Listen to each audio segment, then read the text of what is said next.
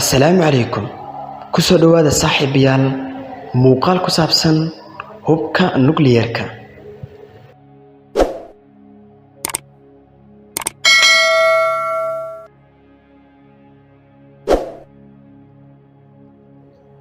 Hubka wax gumaada ee nukliyeerka waa aaladda ugu halista badan ee bini'aadam farsameeyay, taas oo dhaqaale badan ku baxo samaynteeda. waa aalad qaraxda oo halkii xabo maanta haddii la qarxiyo uu dili karo kumanaan iyo malaayiin ruux. waxa uu wax ku dilaa dhowr qaab oo ay ugu horeyso qaraxa dhaca, kadib hirka qaraxaas ka dhasha ayaa inta badan wax gumaada, kadib sunta kiimikadaas ee hirka masaafo fog gaarsiiyo ayaa muddo badan sii laynaysa noolayaasha ka badbaada qaraxa nukliyeerka.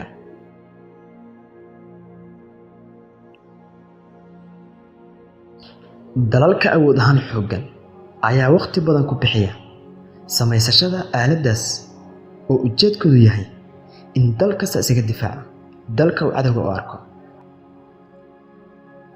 waa aalad dalka haysta ay yar tahay in dal weerar ku soo qaado cabsi laga qabo hubkaas dartiis. 9 dal oo caalamka dhaca ayaa maanta haysta hubka nukliyeerka, kuwaasoo u samaystay in midba kan kale isaga difaaco.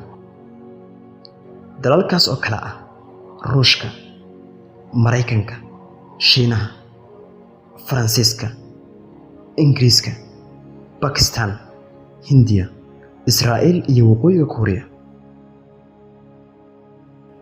Mareykanka iyo Ruushka ayaa haysta 90% hubka nukliyeerka ee caalamka yaala, kuwaas oo midkiiba haysto wax ka badan 6,000 oo madax oo nukliyeer ah, halka 10% ay haystaan 7 dal ee soo haray. Waqooyiga Kuuriya ayaa noqday dalkii ugu dambeeyay ee nukliyeer samaystay, si la mid ah Israa'iil oo carabta dagaalka la dhaxeeyay 60maadkii ayaa samaysatay hubka nukliyeerka. dalka Hindiya ayaa 70meedii ku dhawaaqay inuu yahay awood ku hubeysan hubka nukliyeerka, taas oo halis iyo cabsi badan ku abuurtay dalka dagaalka ahliga kala dhaxeeya ee Bakistaan, taasoo ku kaliftay in Bakistaan hubkaasi si qarsoodi ah ku samaysato. waxayna ku dhawaaqday dhammaadkii 90meedii inay tahay iyana awood nukliyeer haysata, taasoo caalamka la fajacay sida ay ku samaysatay dalka Bakistaan. Mareykanka waxaa dhaqaale ahaan uga baxay samaysashada hubkaas dhaqaale 10 trilyan ka badan. in ka badan 60,000 oo madax oo nukliyeer ah ayuu Mareykanku fariisiyay kadibna iska burburiyay, taas oo ku soo koobay kaliya 6,000 oo xabo ama 6,000 oo madax.